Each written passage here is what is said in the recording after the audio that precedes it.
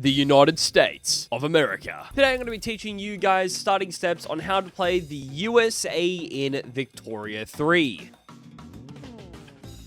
So, for national revenue, we're making obviously $91.1 thousand, and national expenses $85.9 thousand, which leaves us with $5.24 thousand left over, which gives us a positive balance, where that balance actually contributes to our gold reserve, which obviously you see the arrow down here pointing. Basically, think the gold reserve as you're making money and you're just putting it in your savings, waiting to spend later. So, I'm going to deep dive on the economy in another video. I'm just not going to do it today. Everything in the economy is just going to be summarized, just like construction. I'll explain it in a completely different video. So for consumption taxes, really all you really want to do is just tax luxury clothes, luxury furniture, and then you want to do porcelain. Reason why is tax the rich, you get more money from it. Now you can change your taxation level depending on what you're going to do. In this video, I'm just going to leave it the way how it is. So then let's move on to research.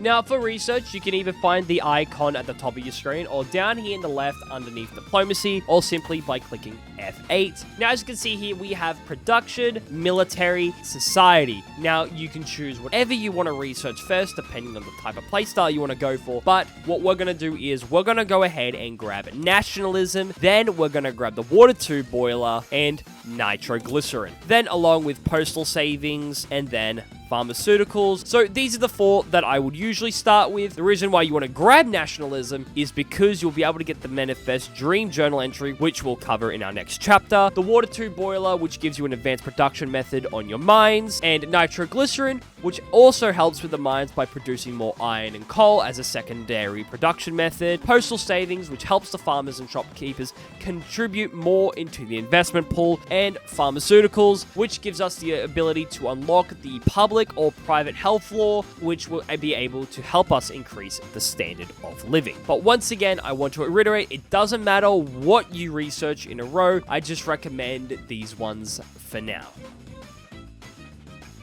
Okay, our starting journal entries. Now, we're obviously going to start with the most important one, the slavery debate. Now, there's two ways you can go about this. You can trigger the Civil War to get the Emancipation Proclamation event, which we'll do on the second half of the video, or we could do the first one, not trigger the Civil War at all, and completely have to avoid the Reconstruction journal entries. So, we're going to cover both paths in this video. Then we have Texan statehood, which in order to complete this, all you need to do is come over here to Texas and start improving relations, which you would do is right click on Texas and then just simply begin improving relations. And then obviously you'll be able to annex the Texans if they obviously win against the Mexicans. Then we have the Seminole Wars. Basically, you're already colonizing down here in Florida. You'll complete this journal entry when you're done colonizing down here, which happens pretty quickly.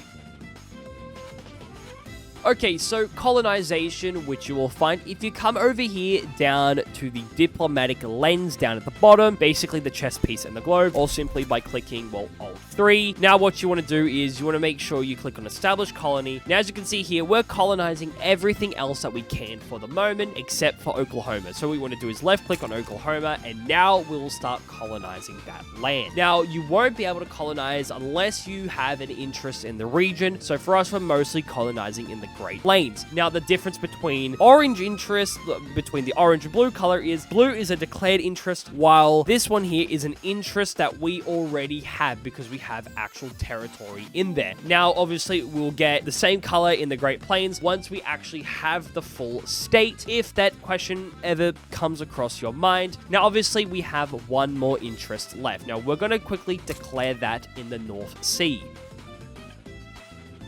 Okay, so now it's construction. This is the final bit before we actually move on with the campaign. All you really need to know about construction is you want to build logging camps, iron mines, coal mines, tooling workshops. Those three basically all feed into each other, all right? Building those helps up, keeps construction going. So basically what I'm going to do is we've got about 40 construction sectors. So I'm going to go ahead and build about 10 logging camps in New York. And then what I'll do is I'll build 2 more tooling workshops workshops, and then I'm going to build 5 iron mines. Production methods. You always want to check your production methods every time you start a new game, Victoria 3. For here, food industries, sweeteners, and then here, craftsman sewing. As you can see here, New York and Massachusetts aren't producing these, but we're going to switch them anyway. And again, same thing for luxury furniture and ceramics with our glass workshop. Again, always make sure that your production methods are always up to date, especially when you conquer new territories where it's different. Obviously, with universities, the second one, which will trigger the philosophy department event, which gives you higher research innovation, which obviously makes you research a lot faster.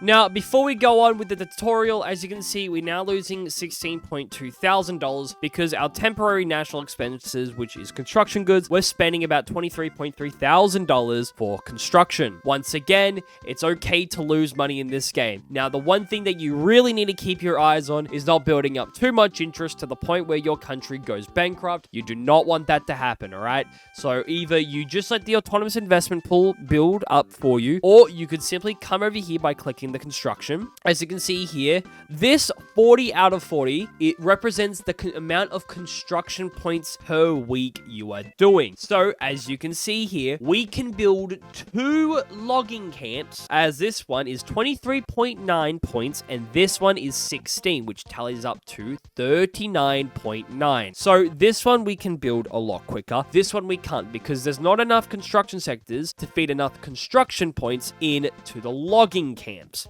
Well, what do the construction sectors use? Resources do the construction sectors use? Like I said earlier, these construction sectors, if we take a look here, they use tools, fabric, wood, and iron. Again, all of these feed into one another. So you want to keep building logging camps, keep building iron, keep using coal, and keep using tools. If we come over here to the iron mines, this atmospheric engine over here actually, if we take a look at the production methods, so the first one only uses 5 tools to produce 20 iron. The atmospheric engine doubles the amount of tools consumed, but it also uses coal. Now with the coal mines here, again, 25, but with the atmospheric engine pump, it goes from 25 to 40. So once again, upgrading your PMs are very important in the game, especially to help you effectively grow your GDP so then you can make more money. And again, you just repeat the same process. I'm going to keep drilling this into your head throughout the entire video. I'm kind of sorry.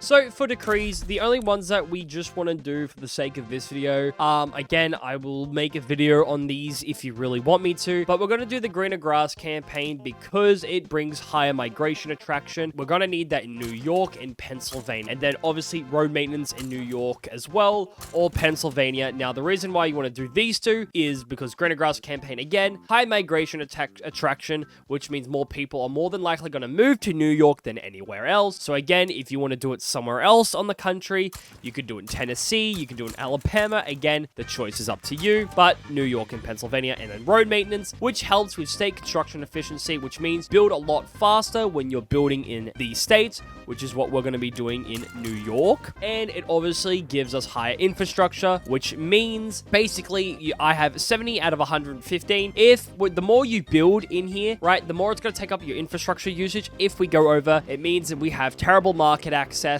and we definitely do not want that. So again, road maintenance helps with that. So now that we're ready to get on with the campaign, you probably notice these 2 things up here. So when you get this, obviously it says here, silk input goods shortage. In order to fix that, all you're going to need to do is just import that from somewhere else, such as the British or the French. And then again, same thing here with the engines. Again, you can build these here in the industry if anything like that pops at the top if you ever get confused. All right, so we've now triggered the atmospheric engine pump. Now, when you do this, again, the option is up to you. Now, I always go for the bottom one because I don't really care about that throughput bonus for the economy at the moment. I really want to research water tube boiler faster. So as you can see here, we get 3.5 thousand progress towards water tube boiler. So if we were to click on that and come over here, you can see here, if we just come over to production, we've about researched almost a quarter of the water tube boiler, meaning that it's when we're done with nationalism, we're going to research water tube boiler a lot quicker because that 3.5 thousand innovation has already gone towards water tube boiler.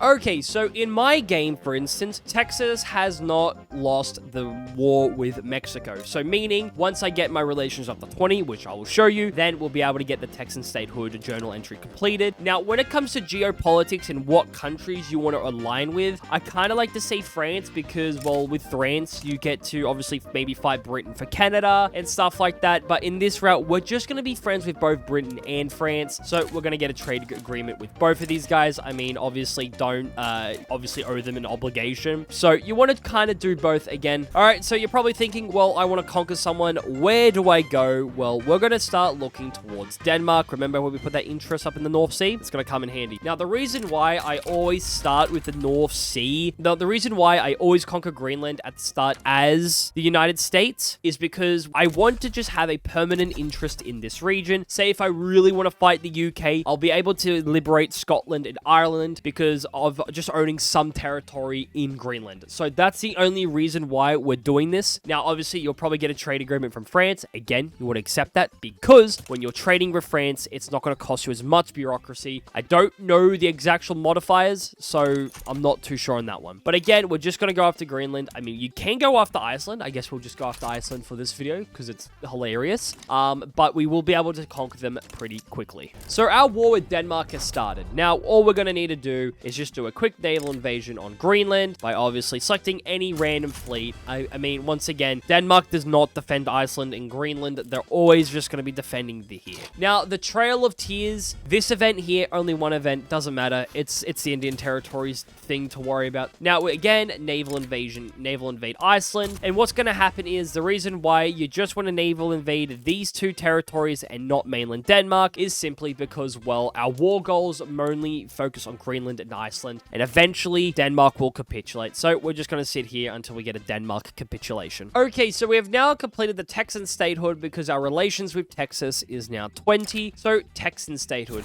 Texas has won its independence from Mexico and seeks statehood with the United States of America. So if we just come down here and hover it over, basically we will annex Texas, and bada bing, bada boom, we now have Texas as our state. And obviously you want to incorporate that. And then obviously with state incorporation, you want to do this as well with Wisconsin, Iowa, Arkansas, and Michigan. Now, obviously incorporating states is very important because states that are fully integrated into a country's pops, unincorporated states pay taxes, gain access to benefits from institutions, and participate fully in a country's political system. Unincorporated states can be incorporated through a sometimes lengthy process. So for this one, it's only going to take us 2 years for these. For others, it may take you 5 years if it's a cultural homeland or like a distant one. But if there's another one, like say if I wanted to incorporate Transvaal over here, it may take me 21 years because the cultural homeland doesn't belong to us. Obviously, if we take a look at the culture screen, it belongs to the Sotho, and obviously Sotho, they are of Southern African and Bantu heritage compared to the Dixies over here. Dixies and Yankees, we are Anglophone and European heritage. Okay, so we've now completed the Seminole Peace, which is great. Again, just click to this one. Now, a bunch of people were moved to the Indian Territory in Oklahoma, which is obviously the Indian Territory. Okay, so now we have nationalism, and now we are about to capitulate Denmark. They're now at -0.3, so we're just going to quickly activate these war goals. Again, we're just going to wait for this to slowly die down. Alrighty, there we go. We can now go ahead and propose a peace deal for Greenland and Iceland. Done and done. Beautiful. We now have a Iceland-owned, United States-owned Greenland and Iceland. Now, again, we can use Iceland as a base to obviously jump on to Scotland and Ireland if we ever need to go to war against the United Kingdom. Now, if you're looking at my revenue like, oh, he's got positive revenue. Well, yes, it's because we've been building, and now I'm building railways in both New York and Pennsylvania to help out with infrastructure, more logging camps, so then I can get people into jobs quickly, so then I can make more money off the income tax from their wages. Back to the journal entry, the reason why we researched nationalism at the start. If we come down to our journal and scroll down, we see Manifest Destiny. Our great nation is fated to spread across the continent. So all you're going to do is click this tick, and what that's going to do is it's going to give us claims to the entirety of the West Coast owned by Mexico. Now, clicking this will give us 24 infamy, but who cares? So we're going to click that, and then we have all these claims.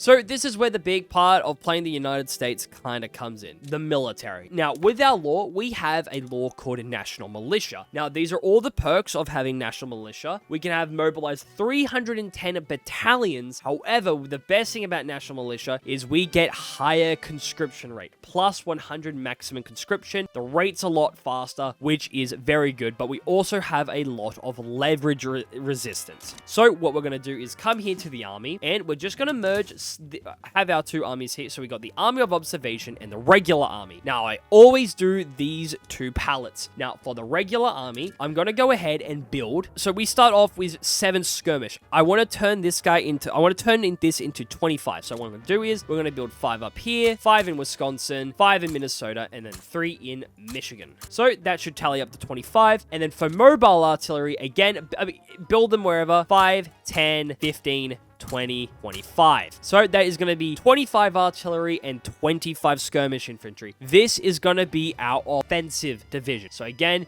well, you can just come over here, click this little custom name emblem. All right, I'm just going to name this offensive, and then I'm going to give it a red name tag, whatever cool logo, and boom, offensive. Now, for the next army, which is the army of observation, this is going to be our defensive army, or an army that we were going to use if we need to take over land very quickly. Again, we're going to build 25 skirmish infantry, 5, 10, 15. So that's about 18, 5, 1, 2. So that's about 25 there. And then for cavalry. Now, again, I've got a military guide on this. The difference between cavalry and artillery. Now, you can't have 25 cavalry and 25 artillery because these are classified as support units, right? You can't have more support units than your main units. Say if you have 25 artillery, 25 cavalry, that's 50 support units over the 25 main units, and you're going to suffer from organization loss. Again, I'll link the military video in the link in the description. So here, if we take a look here, cavalry actually has a higher defensive value than mobile artillery, but they have better battle occupation. So what we're going to do is we're just going to go ahead and do 5,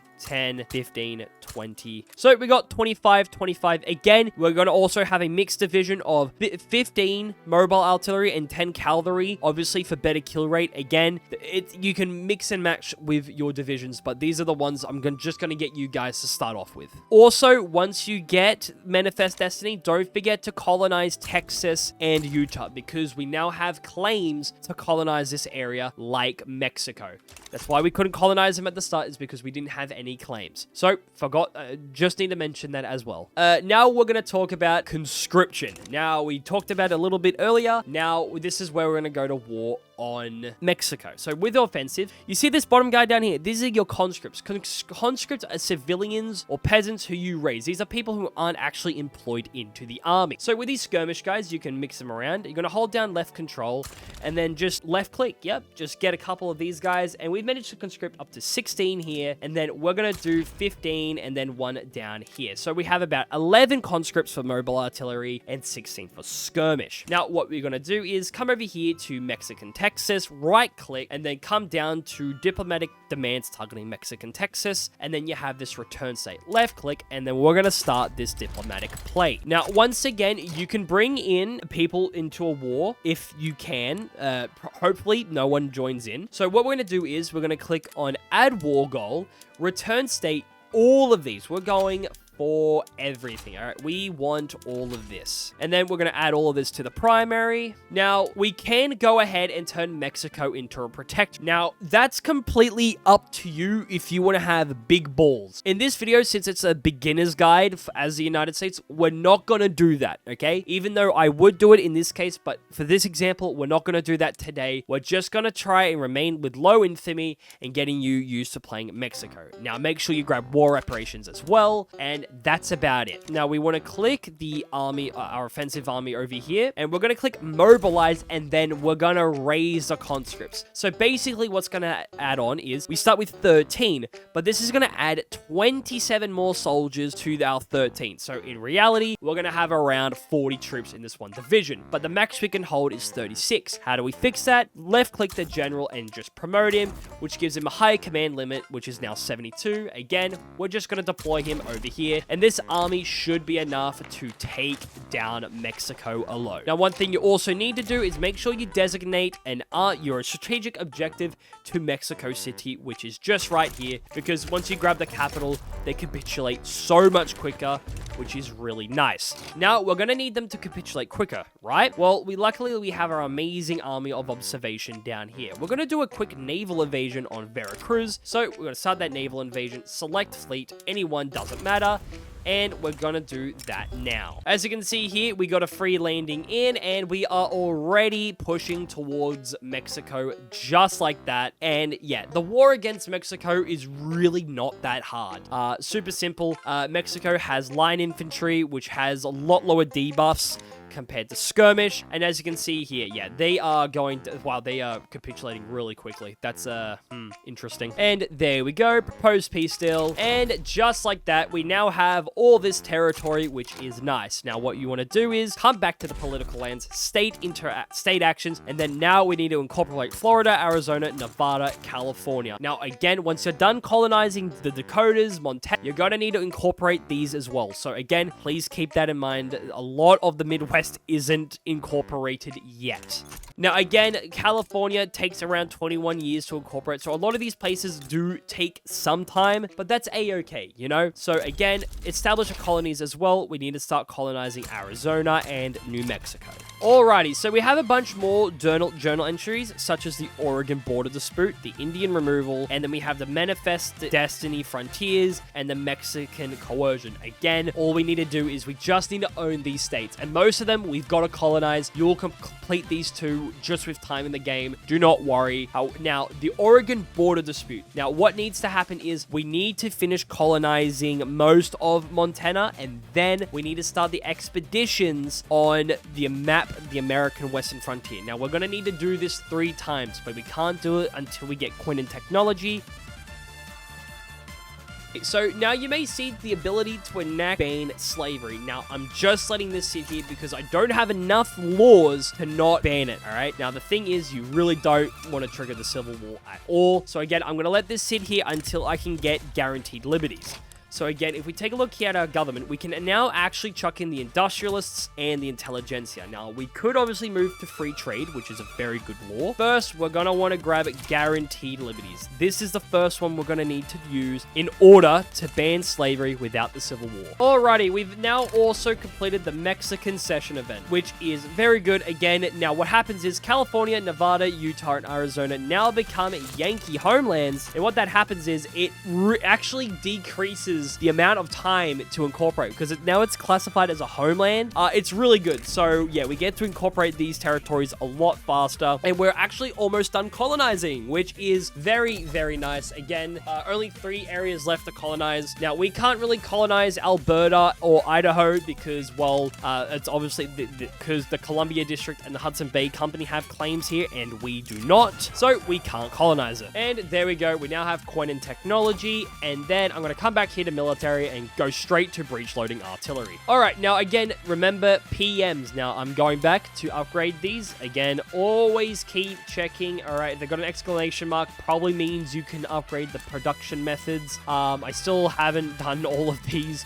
I'm not even following my own advice. It's not good. It's all right. So, and even railways, wooden passenger carrier carts. Again, they consume wood. Again, the more you consume and the more you build, the higher the GDP growth. It's all good stuff there. Okay, so you may see something like this. I'm really glad it's in this tutorial. So as you can see here, we're now trying to colonize the rest of Wyoming. Now, it says here there's no progress, and the reason why there's no progress is because tensions with the Great CX Nation are too high for us at the current moment. So we can't colonize now. There may be a revolt or something, or they may die down with time. Again, it's a little bit weird. They happen eventually. Okay, so now we want to map the American Western Frontier after we grab Quinnan technology. And now the guy that you always want to look, you see character traits, you want to see if any of your generals have the Explorer trait. Now, oddly enough, none of mine do have it, so we're just going to go good old we're going to grab Isham Curry down here. Now, it's going to cost us 6,000 to go on this, but we're going to need to do this 3 times, so it's okay. Now, the Western Frontier Expedition is all RNG, so again, hover your mouse over it. So if I click press on, oh, look at that. We get great progress. Now, you want this bar to reach the end. You don't want to have too high peril, otherwise the expedition is not going to go well. Yeah, so it's RNG based, but you want to complete it 3 times in a row to complete the Oregon Border Dispute Journal entry. But yes, I've been having this guy slowly build up support to ban slavery, which is about a 91% chance of passing. And look at that, 3.54 million people want to pass it. So what we're going to do is we're going to finally click on this and see what happens. Okay, so I have managed to ban slavery, which is really, really good. Now, once we ban slavery naturally, as you can see here, we will just need to hold on to banning slavery for the next 10 years, and then obviously this event will complete, and then we lose the Missouri Compromise, which takes away plus 50 political strength from aristocrats, 10 points from the farmers, and plus 25% of political strength from the southern planters, which is everything we're going to need. And I have been failing this so badly. I kid you not. It has been... Oh, there we go. I completed my first one. We now have the Great Salt Lake, which is cool. We get that prestige. And then, obviously, we're going to do this 2 more times now. And hopefully, we can get this done quickly.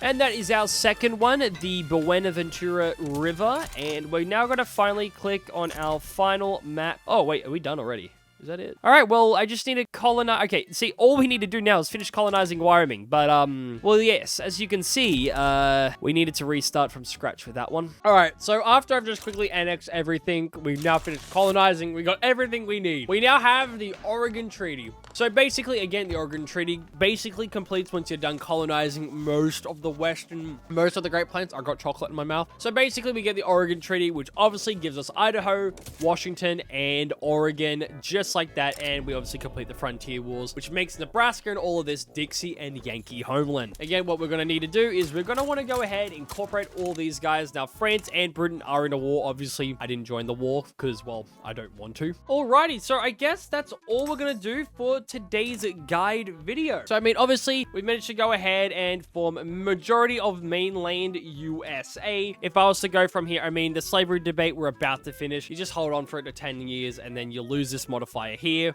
And it's basically really easy from there. And then Alaska, well, in this campaign, I would go ahead and conquer them. But again, aside from all that, those really should be what you need to do as the United States. Again, it's like, this is just getting started as the US and more of a beginner guide. Once again, everybody, thank you so much for watching today's guide video, and I'll see you guys soon. Peace out.